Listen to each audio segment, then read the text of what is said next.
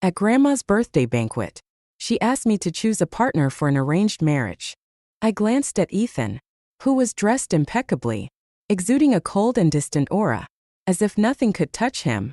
Then, my gaze shifted to Noah, who was bickering with a little boy over a lollipop. I pointed at him. Him.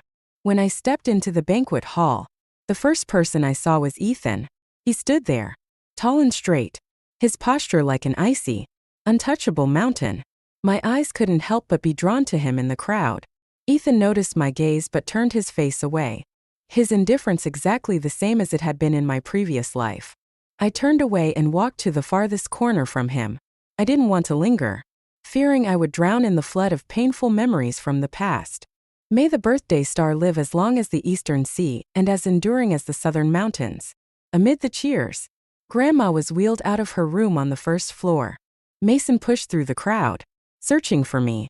When he spotted me, he called me over. I walked to her side and knelt down next to her wheelchair. All the kids from the Bennett family around your age are here. See if there's anyone you like, she said, gesturing toward Ethan and Noah. I glanced at Ethan again, his cold and imposing demeanor making him seem unapproachable. Then, I turned to Noah, who was still squabbling with the little boy over a lollipop. I pointed at him. Him. In my previous life, I had chosen Ethan, but even up until the day I died, I never earned his love. He thought I had forced him into the marriage. He treated me colder than he treated his employees. I naively believed that, with time, I could melt his icy heart. Instead, he flaunted another woman in front of me, bringing her home to provoke me. When I demanded a divorce, he refused. Even in death, he bound us together, tormenting each other to the bitter end. Now that I had a second chance, I refused to live that kind of life again. When I pointed at Noah, the room fell silent with shock. Ethan abruptly raised his head to look at me. Earlier, when I turned to make my choice, his eyes had been closed. How could he have noticed? Someone in the crowd tried to speak but was hushed. The old ladies here, don't say anything. The shock was understandable. By this point in time, I had been pursuing Ethan for half a year. I delivered meals to his office 3 times a day without fail.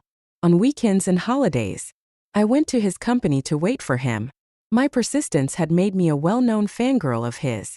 But Ethan had never once agreed to eat a meal with me, let alone go on a date. Many in both the Carter and Bennett families knew about my unrequited feelings for Ethan but had kept it from Grandma. They were afraid that if she found out about my feelings, she would force the engagement. Ethan, being the rebellious type, would only make things worse and upset her. Grandma had brought up this arranged marriage now because her health was failing. She wanted to fulfill the engagement my grandfather had arranged before his death. As the only granddaughter of the Carter family, Grandma cherished me deeply and wanted to see me settled with a good match before she passed. The Bennett family owed a great debt to the Carters, so they left the matter entirely in our hands. I looked at Noah and asked, "Do you agree?" Noah, who was usually aware of my feelings for Ethan, seemed frozen in place, lost in thought. I worried he might reject me. My gaze instinctively shifted back to Ethan, but no. That was absolutely not an option. Just as I debated whether to pull Noah aside for a private conversation, he suddenly spoke. "You chose me." He turned sharply, looking at me in disbelief. His abrupt movement caused the lollipop in the little boy's hand to fly into his own. The boy immediately burst into tears, but Noah quickly clamped a hand over his mouth, his posture awkward and undignified. A derisive laugh echoed across the hall. All eyes turned to Ethan, who smirked coldly and stared at Noah with contempt.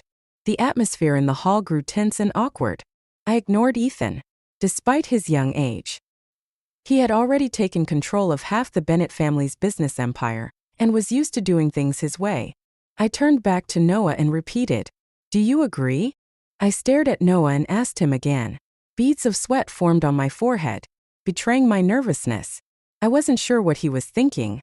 In my previous life, I hadn't paid much attention to him, and now I felt a growing sense of urgency.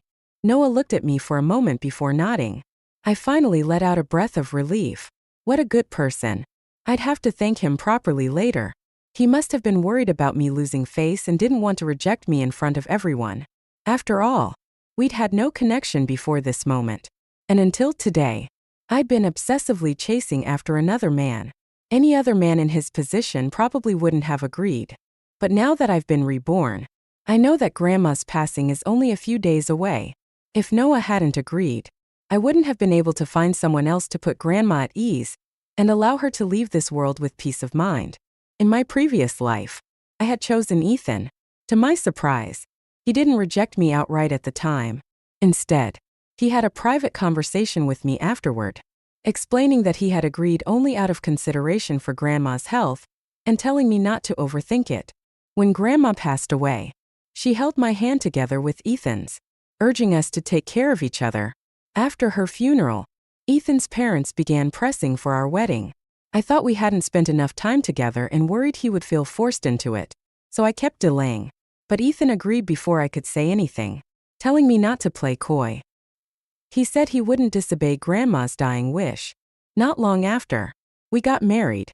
There was no ceremony, just the formalities. Our relationship before and after marriage didn't change much. Aside from moving in together, there was little difference.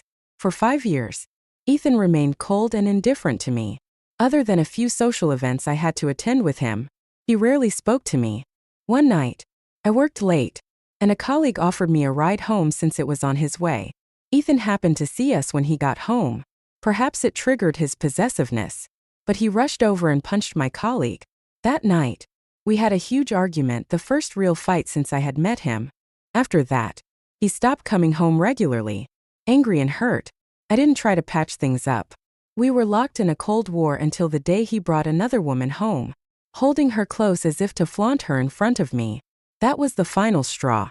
I wanted a divorce, but he refused. We remained trapped in a cycle of mutual torment until the day I died. All right. Grandma's cheerful laughter pulled me out of my thoughts. It was the first time I'd seen her so happy since she had fallen ill and become bedridden 6 months ago. She held my hand, giving me a few words of advice before chatting with some of her old friends. When fatigue overtook her, she had the attendants wheel her back to her room.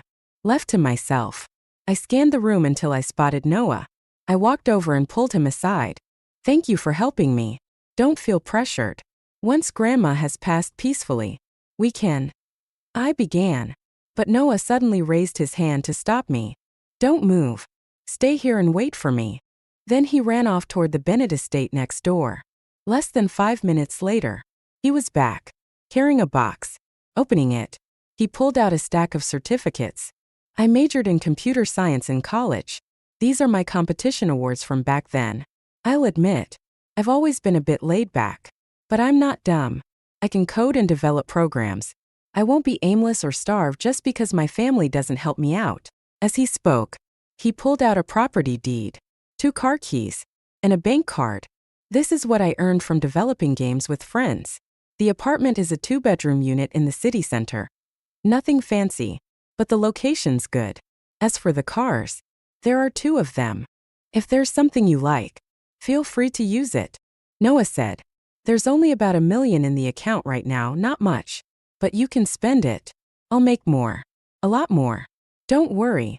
With that, he shoved the box into my arms, as if afraid I might refuse it. "Don't misunderstand me," he added quickly. "You chose me, didn't you? Even though we're just testing the waters as a potential match, and you might not choose me in the end, I want to be upfront with you about everything. You don't have to do the same for me. This is just how I am." He waved his hands nervously, as if worried I'd think he expected the same openness from me. "I thought you wouldn't agree," I murmured, looking down at the box in my arms, my emotions tangled. "I'm happy to," Noah replied, looking directly at me, his tone serious and deliberate. "You chose me. That makes me happy, so you don't need to feel guilty or thank me. And you definitely don't need to end things after your grandmother passes." I lifted my eyes to meet his gaze. We held eye contact for a moment before. Suddenly, he bolted. "Noah," I called after him, holding the box. He waved a hand without turning back. "I'm not good at making girls happy. Take it. If you decide later you don't want to be with me, we'll deal with it then." And then, in a flash, he disappeared through the door. I couldn't help but marvel at him. He was too well raised, offering everything he had just for an experimental match. Didn't he worry about being cheated out of his entire savings? The weight of the box in my arms felt overwhelming. As I stared down at it, trying to decide what to do, a shadow loomed over me. I looked up and found myself face to face with Ethan. His mocking gaze pinned me in place. Playing hard to get. Does it feel fun? What? I blinked, momentarily stunned before realizing what he meant. You think you picked Noah as a marriage match just to get my attention, don't you? Ethan sneered, his lips curving into a sarcastic smile. Last night, you braved the rain to bring me dinner, left a note with Ted reminding him to take care of me, and handed him an umbrella and cold medicine just in case. And now, this morning, you suddenly chose someone else. Aside from trying to get back at me for shutting you out of my office last night, what other reason could you have? You've realized that constant effort doesn't get my attention, so now you're trying reverse psychology. His sharp words hit me like a cold slap, and for a moment, the memories from my past life surged back. Back then, I had been utterly infatuated with Ethan, chasing him to the point of throwing away my dignity. No matter how coldly he treated me in front of others, I clung to the hope that he would one day reciprocate my feelings. It was no wonder he found it unbelievable that I'd suddenly chosen Noah, but I never expected his reaction to be this intense. You don't even like me. Shouldn't you be happy that I've stopped bothering you? I asked, looking straight at him. For a brief second, Ethan hesitated, his gaze faltering, but then he looked back at me, his expression cold once more. Don't flatter yourself, he snapped. Do you think I'm the slightest bit agitated because I like you? Stop being delusional. I just can't stand the thought of losing to someone like Noah, a wife from that kind of family, he added, his voice dripping with disdain. His words didn't surprise me. Ethan and Noah were both from the Bennett family, but Ethan was the eldest grandson of the main branch. His parents held esteemed positions in both politics and business, commanding respect wherever they went. In contrast, Noah's father stayed out of family affairs, choosing to be a professor at a prestigious university, while his mother was an actress, a profession looked down upon in elite circles. From a young age, Ethan had shown exceptional talent, his photographic memory and sharp intellect making him the pride of the family. Noah, however, had to work much harder to achieve even a fraction of Ethan's success. To make matters worse, he had abandoned the family business path, choosing instead to pursue programming and game development. His rebellious choice had angered the family elders, who eventually gave up on him entirely. They excluded him from family business activities and events, leaving him to fend for himself. The box in my arms grew heavier, my hands beginning to ache. As I pieced together the situation, Ethan's disdainful words rang in my ears, and the weight of his judgment pressed down on me even more. I didn't want to keep entangling myself with Ethan any longer. Since things had already come to this point, it was time to lay everything out clearly. I stared at him. Ethan, I don't like you anymore. My choice to not pick you and to choose Noah today has nothing to do with you. You can rest assured. You don't like me, and you hate Noah. Perfect. From now on, we can go our separate ways and have nothing to do with each other. With that, I turned and walked toward the door. But suddenly, Ethan grabbed my wrist. What are you doing? I snapped, twisting my wrist, trying to pull away. But his grip was unyielding. You say you don't like me anymore? He asked, his voice cold. Under the dim light, Ethan's eyes were dark, like a bottomless, frozen abyss. Let go of me, I demanded, glaring at him, my words firm and deliberate. Instead of loosening his grip, he held on tighter. I don't believe you, he said icily. I was momentarily stunned, the memory rushing back. Once, I had a necklace I didn't want anymore, so I carelessly tossed it into a pond. That night, I came down with a fever. A rumor spread that the necklace had been a gift from a family member, and my illness was a result of losing something so sentimental. In the dead of winter, Ethan had jumped into the freezing water to retrieve it for me. He ended up with a high fever for 3 days, teetering on the edge of life and death. You were someone willing to risk your life for me, Ethan continued, his voice low and intense. How could you just suddenly stop liking me without warning? So he had known about the necklace all along. I had made sure to keep it a secret, worried he would feel burdened if he knew. Yet he had known everything. A bitter laugh rose in my heart. How ridiculous I had been in my past life, giving my whole heart to someone who knew but never cared. To him, our marriage had always been forced, something I coerced him into. He resented me for it. And his coldness, his silent neglect, lasted a lifetime. The love I gave with all my heart must have seemed utterly insignificant to him. Let go, I repeated. But Ethan's grip only tightened. The pain became unbearable, and I couldn't hold back a cry. Finally, his grip loosened slightly, and I took the chance to wrench free and rush inside. I slammed the door shut, separating him from me. Once inside, I quickly headed up the stairs to the 3rd floor and into my bedroom, ensuring no one saw the expression on my face.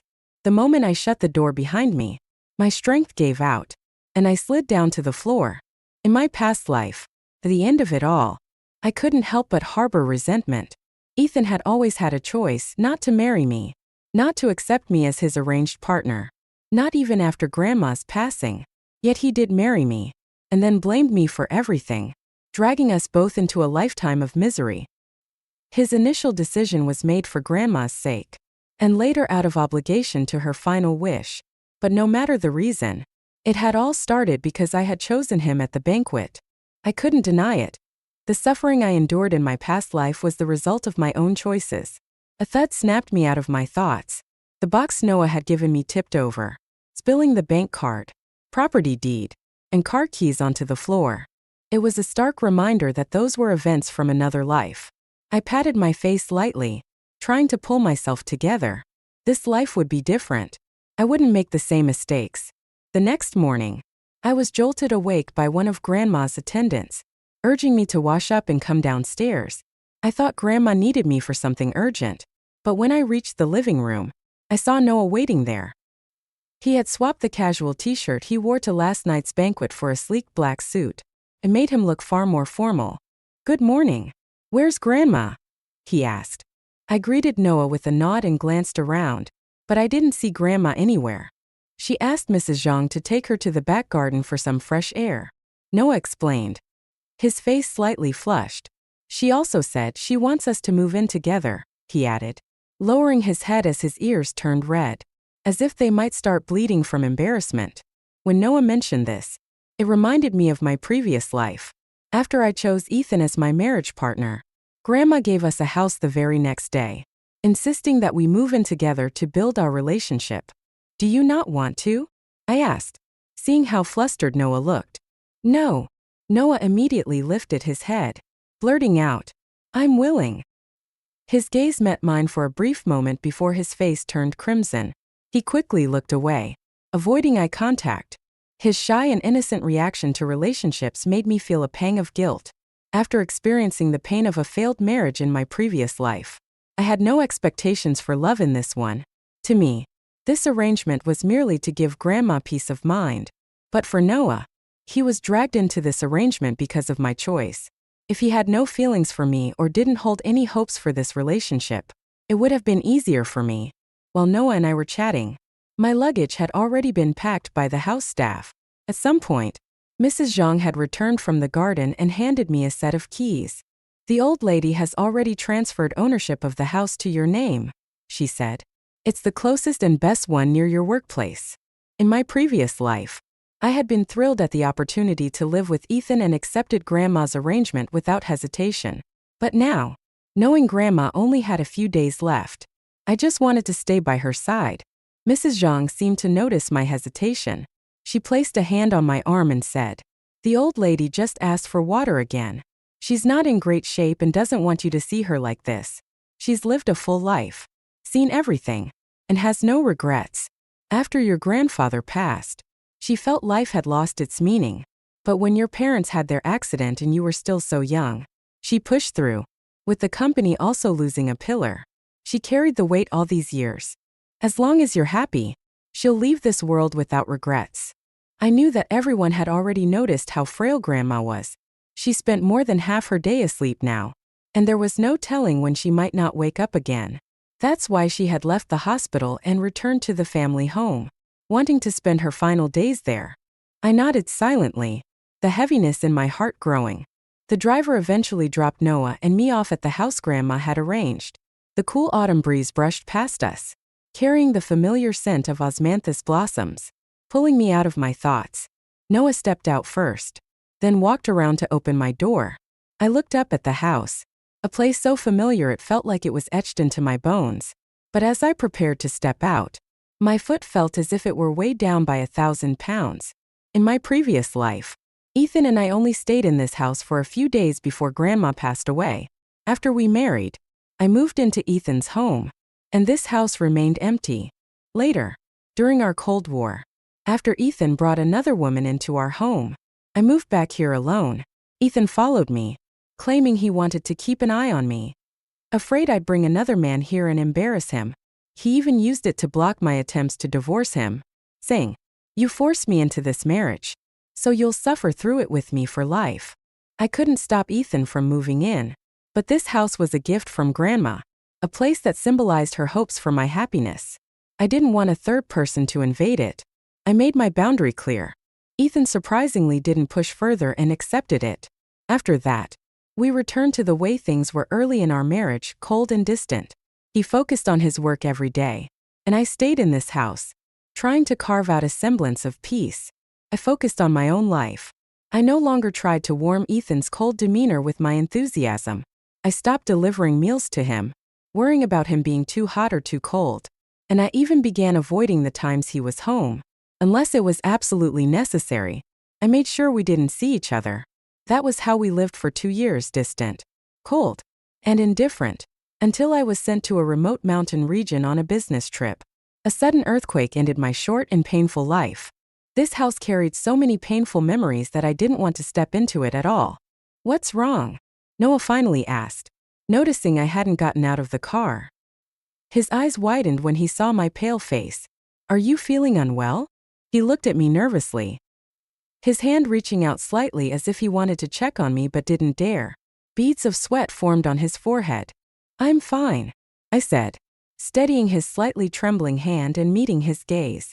"I remember you have another house nearby, don't you? Could I stay there instead?" The moment those words left my mouth, I regretted them. But if I stayed at another house owned by the Sue family, Grandma would find out quickly. "Don't worry. It'll just be for a few days." I quickly added, "I'm allergic to osmanthus flowers, and the smell is too much for me here. Once I find a place I like, I'll move out." Noah froze at my words, then snapped back to reality when he heard about my allergy. "Allergic to osmanthus? That's my fault. I didn't even know. And I let you sit here and smell it for so long. Are you okay?" His gaze darted across my face, neck, and hands, scanning for any signs of a rash. "Do you feel itchy or uncomfortable?" he asked, his brow furrowed. Severe allergies can be life-threatening. He pulled out his phone, ready to call for an ambulance. Quickly stopped him.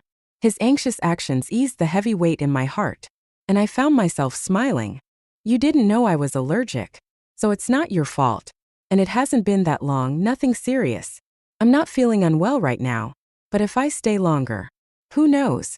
I said lightly, lying effortlessly. As soon as I finished speaking, Noah hurriedly shut the car door and quickly got in on the other side. He gave the driver an address, and soon we arrived at his building. The driver helped carry our luggage upstairs before leaving. I stood by the door, waiting for Noah to unlock it, but he didn't move. I turned to him, puzzled, looking embarrassed. Noah lowered his head and said, "The key. It's in the box I gave you last night. There's only one."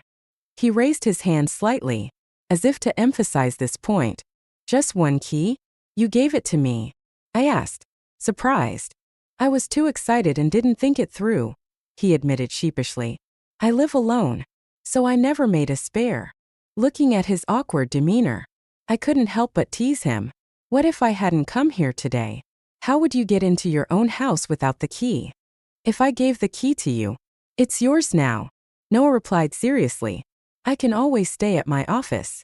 I shook my head, amused. He was definitely the type of person scammers would love. A genuinely trusting soul. I opened the box in my luggage, pulled out the key, and unlocked the door. The moment the door swung open, I froze. The interior was decorated entirely in pink. "You like this?" I asked, turning to him. Noah opened his mouth to explain but fell silent when his eyes met mine. After a moment, he nodded reluctantly. Maybe my curious stare made him uncomfortable because he quickly averted his gaze. "Don't be shy. There's nothing wrong with liking pink," I said, trying to reassure him. "Who says boys can't like pink?" Noah didn't respond. Instead, he lowered his head even more, his face burning with embarrassment. I stopped teasing Noah and stepped into the house ahead of him. Once inside, the overwhelming pink decor hit me even harder than it had at the door. From the entrance, I had only seen part of the hallway and living room. But now, standing in the center, I realized that everything, from the bedroom doors to the kitchen and bathroom, was pink. This wasn't just a preference, it was true love for the color. Fortunately, I also liked pink. For someone who loved the color, this house was paradise. The walls, decorations, sofa, and even the tiled floors were all pink. In my previous life, I'd loved pink, too. I had once considered brightening up the cold black, white, and gray tones of the home Ethan and I shared by adding pink accents. But Ethan thought pink was childish. He wouldn't even let me wear pink dresses to formal events. Over time, I suppressed my preferences, choosing everything what I ate, used, and wore based on his tastes. Back then, I didn't feel wrong because I loved him and thought his happiness was mine. But now, standing in a space decorated exactly how I liked, I realized how much joy came from pleasing myself. There were 2 bedrooms in the house. I pushed my luggage toward the guest room, but Noah stepped in front of me. "This is my room. You can stay in the guest room," he said softly, as if worried I'd mind. I looked at him, surprised. "You don't mind?" Noah nodded. "I'm busy with work and don't stay here often. The guest room is fine." It felt a bit strange for him to sleep in the guest room in his own house, but he clearly didn't want to discuss it further, and I wasn't one to pry into other people's private matters. I let it go and started unpacking. Once I finished, I realized I was hungry. Skipping breakfast and moving had kept me too busy to notice. But now that I had time to relax, my stomach started growling. Just as I was about to order delivery, the scent of scallion pancakes wafted through the air. I opened the door and followed the smell to the kitchen, where I found Noah wearing an apron and frying scallion pancakes. A pot of milk was warming on the stove beside him. "You didn't eat breakfast this morning, and there's not much in the fridge," he explained. "This will tide you over for now. Delivery food isn't very clean. For lunch, I'll take you to a private restaurant nearby that I like." Looking at his back as he worked, I suddenly felt a lump in my throat. This was a scene I had often fantasized about in my previous life. After my parents passed away, I had longed for a warm, loving home of my own. But after marrying Ethan, the times we ate together were few and far between. I was always the one delivering meals to him, reminding him to eat, while he never showed any concern for me. I thought I didn't need someone to care for me, but in this moment, I couldn't help but feel a bittersweet warmth. When Noah turned around with the food, I quickly wiped away my tears and sat at the dining table before he noticed. He placed the pancakes and milk in front of me and sat nearby, watching me eat. "If there's anything you don't like about this house, feel free to renovate it. I don't mind," he said earnestly as I ate. "I'm only staying for a few days," I replied. "There's no need." But Noah seemed genuinely enthusiastic, as if we were discussing a bright future. Not wanting to dampen his mood, I didn't argue further. Later, Noah took me to a private restaurant he frequented for lunch. To my surprise, we ran into Ted, Ethan's assistant, there. The moment Ted saw me, his face lit up like he'd found his savior. He hurried over. "Miss Sue, I can't believe I ran into you here. This is perfect. Why didn't you bring breakfast or lunch to Mr. Carter today? He hasn't eaten anything." I tried ordering food for him, but he refused both breakfast and lunch. I had no choice but to ask my team for advice. They told me the food here was quite good and suggested Ethan might like it, so I came over. "You know Ethan's tastes better than anyone. Miss Sue, why don't you help me pick out a few dishes for lunch? If I bring them back, I'm sure he'll be happy," Ted said eagerly, looking at me with expectation. I knew Ethan wouldn't like anything I chose, But I didn't want to brush Ted off completely. In my previous life, Ted had been kind to me. When most of Ethan's company employees mocked me behind my back while I pursued Ethan, Ted was the only one who offered me encouragement and sympathy. He once told me about his younger sister, who, like me, had chased after someone she loved. At the time, he didn't understand her and had tried to stop her. But after she passed away from illness, his greatest regret was holding her back. From then on, his outlook on life changed. If you want something in this short life, go after it, he said. Life is only about 30.000 days long. Why not live true to your heart? But having spent a lifetime with someone who didn't love me, my perspective had shifted. Some things simply weren't meant to be. Forcing them only brought harm to everyone involved. Miss Sue, you're not like that. Ethan ate every meal you sent him, even though he never let you in. He never threw anything away. If you just keep trying, you might succeed. Ted encouraged me, unaware of the changes in my life. He didn't know I had already chosen someone else as my arranged partner, and thought I had simply grown disheartened. That won't be necessary, I replied, pulling Noah with me toward a private room nearby. Ted stood frozen, staring at the direction I'd gone, as if struggling to process what he'd just seen. Midway through lunch, my phone buzzed with a notification. I opened it to see a message from Ethan. You went out to lunch with Noah? It has nothing to do with you, I replied. Ethan's next message followed quickly. You deliberately took him out for lunch and made sure Ted saw it.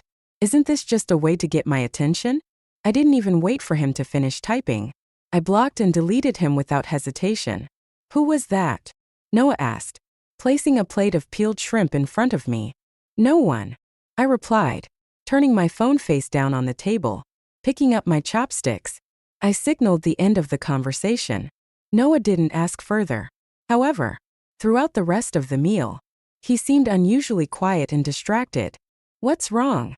I asked, thinking he might not feel well. He shook his head, then suddenly brightened. After lunch, he suggested we go to an amusement park together. I declined, explaining that I wanted to check in on Grandma. I'll go with you, Noah said, his eyes hopeful. In the end, I agreed. I thought Grandma would be happier to see the two of us spending time together than if I went alone. When we arrived at the Sue family home, Grandma was resting, so we didn't disturb her. Instead, we returned to Noah's house. The next day was Monday. I went to work at my job, and Noah headed to his company. Unlike Noah, I had no interest in the complexities of the business world and hadn't joined the family company. After finishing graduate school, I took a job at a research institute. It was a steady 9-to-5 position with standard holidays. The workload wasn't heavy, my boss was kind, and my colleagues were easy to get along with. When it came to work, both in my past life and now, I found satisfaction in its simplicity. I was content with my life and never felt wronged in any way. The days passed as uneventfully as they had in my previous life, except that the home I returned to was now Noah's, and the person I interacted with daily had changed from Ethan to Noah. This was a positive change. There was no longer an oppressive atmosphere or the constant need to tiptoe around someone's feelings. During this time, I visited Grandma a few times. Noah seemed to sense the importance of these visits and always accompanied me. Thursday came quickly. It was the day Grandma would pass away. That afternoon, I received a tearful call from Mrs. Zhang, telling me that Grandma didn't have much time left and wanted to see Noah and me one last time. I immediately called Noah to let him know. He told me not to worry and came to pick me up. Together, we rushed to the family home and to Grandma's bedside. Just like in my previous life, Grandma took my hand and placed it in Noah's, telling us to take care of each other. Under her hopeful gaze, I nodded firmly and tightened my grip on Noah's hand. Noah squeezed back, his hold steady and comforting. But this time, I knew I couldn't fulfill Grandma's wish. I would disappoint her. I silently promised myself that when I saw her in the afterlife, I would beg for her forgiveness. In my previous life, Ethan and I had spent our entire lives trapped in a painful relationship because of this final wish. I didn't want Noah to go through the same. He deserved someone who could love him wholeheartedly and spend a lifetime of happiness with him, not someone bound to him by obligation and moral expectations. With Grandma's deteriorating health, her funeral arrangements had already been prepared. The ceremony was simple and concluded quickly. Ethan didn't attend, as his parents explained that he was on a business trip abroad, and they didn't want to distract him or risk any issues during his travels.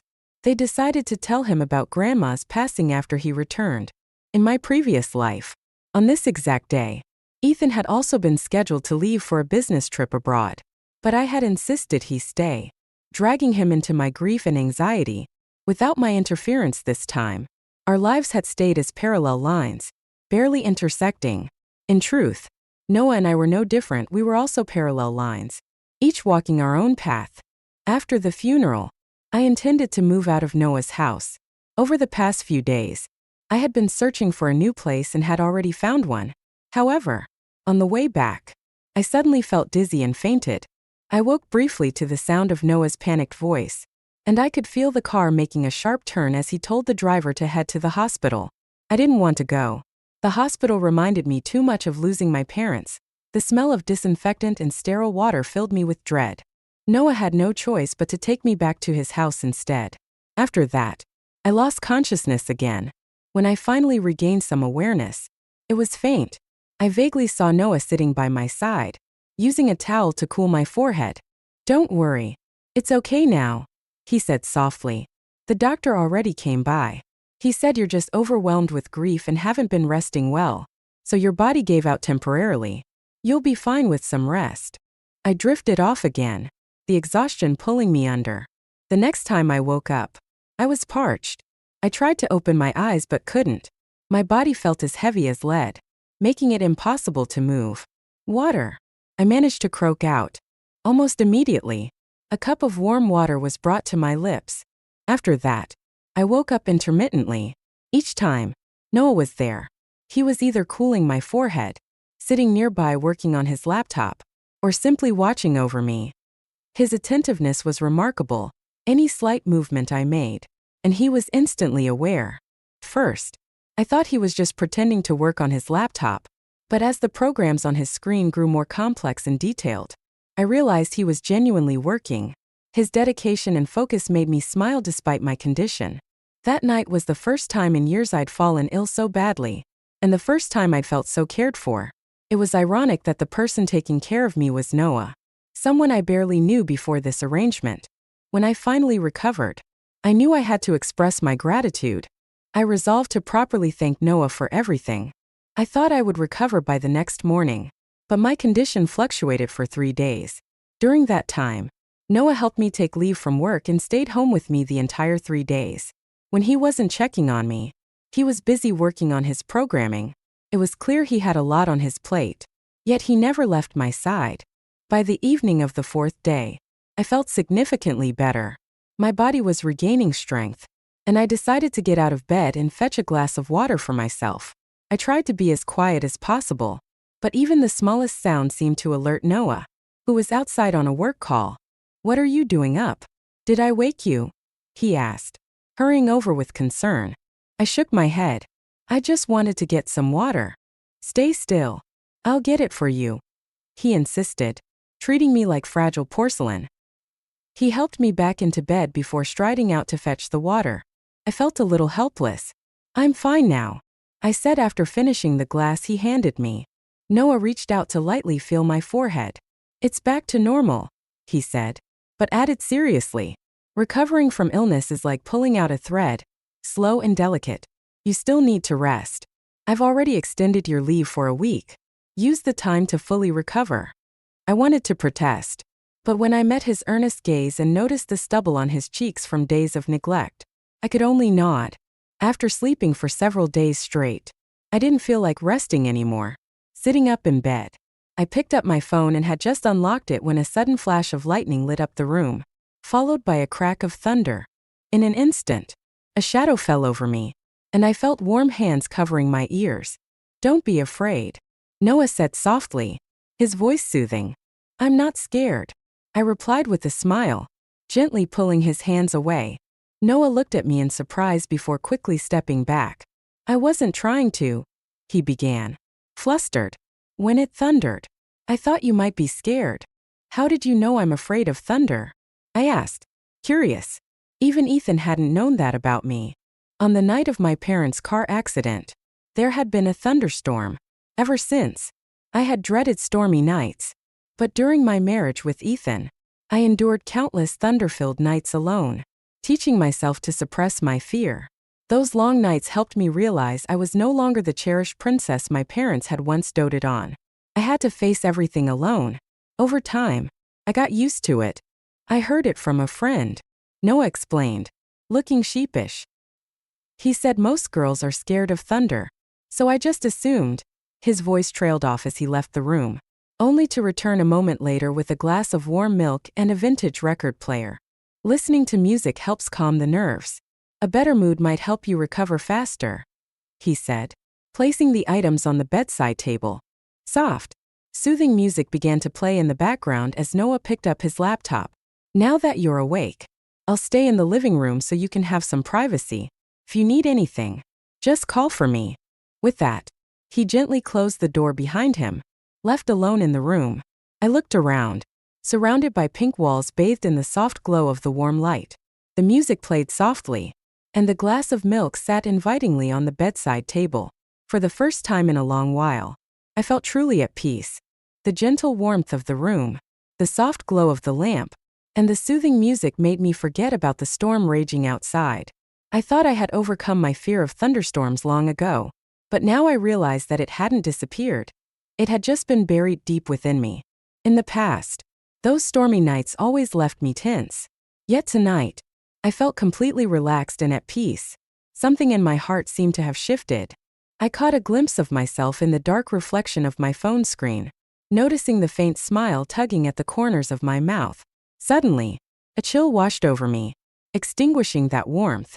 I patted my cheeks lightly, snapping myself out of it. No, this can't happen. No one can be anyone else's savior. I can't afford to have emotional expectations of anyone. The reason I had chased after Ethan so desperately was because of something that happened 6 months before. At a banquet, he had stood up for me when I was humiliated. Before I was 5 years old, my life had been carefree, but after my parents' accident, I became quiet and withdrawn. Grandma cared deeply for me, but she was getting older and had many other grandchildren to look after. She couldn't focus all her attention on me. Besides, the bullying among children was something adults could never fully understand. Gradually, I lost all my friends and stopped wanting to go outside. The banquet in question had been for the 90th birthday of one of Grandma's oldest friends, a woman who had been very kind to me as a child. I decided to attend, but during the event, someone intentionally spilled wine on me and mocked me, calling me a mute. The crowd around us merely watched, entertained by the spectacle. At that time, I didn't know how to stand up for myself. All I could do was silently pray for the ordeal to end quickly or for Grandma to come find me. What I didn't expect was for Ethan to walk into the hall and see the scene unfolding. He stepped in and defended me. He was the first person outside my family to ever publicly stand up for me. I clung to that moment, projecting my emotional needs onto him. I sought the security and sense of belonging I had lost. That was why I didn't care about the ridicule or his indifference. I just kept chasing him, throwing myself into the flames over and over again. But after decades of a painful, entangled marriage in my previous life, I had learned my lesson. No one could save me but myself. Seeking security from someone else was just trading one abyss for another. What had seemed like heroism to me was, in Ethan's eyes, a minor incident. He only helped me because of the long-standing friendship between the Sue and Carter families, not because of me as a person. I should be grateful for his kindness, but I shouldn't have placed my emotional dependency on him. The same applied to Noah. He was kind to me now because I was his arranged partner. If it were someone else, he would treat her just as well. Without expectations, there would be no disappointment or pain. I already had my own way of living in this world, one that protected me from getting hurt. There was no need to gamble on an uncertain future. When I recovered, I told Noah I planned to move out. He stayed silent for a long time before replying with a single word. Okay. I moved into a new apartment closer to my workplace. I had inherited plenty from my parents and Grandma, so instead of renting, I bought a place. That way, I could decorate it however I wanted. Yet every time I came home to the same pink walls, I couldn't help but feel like something was missing. One evening after work, just as I was about to head home, someone stopped me. I looked up and saw Ethan. "I just found out about your grandma," he said. "I was abroad for a while. Are you doing okay?" "It has been a while," I replied, remembering that it had been over 2 months since Grandma's funeral. "I'm fine now, but thank you for asking," I answered out of politeness. But Ethan felt different this time.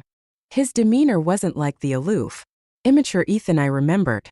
His gaze carried a steadiness that reminded me of the Ethan I had come to know at the end of my previous life. I tried to discern something in his eyes, but I saw nothing. Maybe I was overthinking. "It's not safe out here at night. Let me take you home," he offered. "There's no need," I replied. "I live nearby. It's only a 10-minute walk," I replied firmly, turning down Ethan's offer without hesitation. To my relief, he didn't press further, but he also didn't leave. "Do you still need something?" I asked, looking at him. "Can you add me back on WeChat?" Ethan asked, his tone unexpectedly soft. "I promise I won't bother you again. I just want to stay in touch as friends." I shook my head. "There's no need. We work in different fields and won't cross paths in the future. Now that Grandma is gone, I don't visit the family home much. We probably won't see each other again. And that's fine by me." Ethan fell silent, the atmosphere growing tense. "I'm leaving," I said, turning to go. But before I could take a step, Ethan grabbed my arm. "You and Noah," he started, hesitating. "I know you've moved out of his place, and the two of you haven't seen each other in a while. You don't love him, do you? You only chose him to fulfill your grandmother's wish. I could have done that too. As her grandson, I could have honored her wish." I had no idea what had gotten into Ethan after his trip abroad, and I didn't care enough to find out. I shook off his hand and prepared to leave, but as I turned, I saw Noah standing not far away. The moment our eyes met, Noah turned to walk away. "Noah!" called out, stopping him in his tracks. He didn't turn around. "If you keep walking, I'll make sure to turn and run every time I see you in the future," I threatened, half joking but determined. Noah froze, his steps halting. Ethan, still standing beside me, spoke again, his voice laced with familiarity that sent a chill down my spine. "Moo." The nickname made my skin crawl. "Don't call me that," I said coldly. "We're not close." I pulled away from him and walked toward Noah. "Why were you running away when you saw me?" I asked, looking directly at him. "I didn't want you to see me unhappy," he murmured, his head hanging low. "When did I ever say I didn't want to see you?" I countered, confused. Noah hesitated before continuing. "If you wanted to see me, why did you move out of my house? Wasn't it because you were uncomfortable being with me?" I hadn't expected him to think that way. Lowering his gaze further, Noah added, "I know you like Ethan. I didn't want to make things harder for you." As he spoke, he turned to leave again. "If you take one more step," I said, grabbing his arm, "I really won't want to see you again." He froze, then quickly turned back, gripping my arm tightly. His nervous expression made it hard to suppress the smile threatening to surface on my lips. "My water is out at home tonight," I said, clearing my throat. "Can I stay at your place for the night?" Noah stared at me, stunned. "Is it inconvenient?" I asked, feigning indifference. No, it's not inconvenient at all," he replied hastily, pulling me along toward his house, his steps quick and hurried. Realizing I couldn't keep up, he slowed down and glanced at me. "I don't like Ethan anymore," I said softly but firmly, "and I never will again." After a long pause, I heard a quiet okay from beside me. When we reached Noah's house, I realized what had been missing in my own. A home with someone waiting for me, lights on when I returned, and the warmth of someone who cared. 2 years later, I accepted Noah's proposal. On our wedding day, midway through the ceremony, Ethan's parents abruptly left in a panic. I didn't learn the reason until the banquet was over. Ethan had attempted suicide. Thankfully, he was rescued in time. His mother begged him with all her heart and soul, convincing him to abandon the idea of taking his own life. 2 weeks later, Ethan was discharged from the hospital. That very day, he booked a plane ticket and left the country. He never came back. 5 years after his departure, I received an anonymous text message. I'm sorry. It was the same day I had died in my previous life.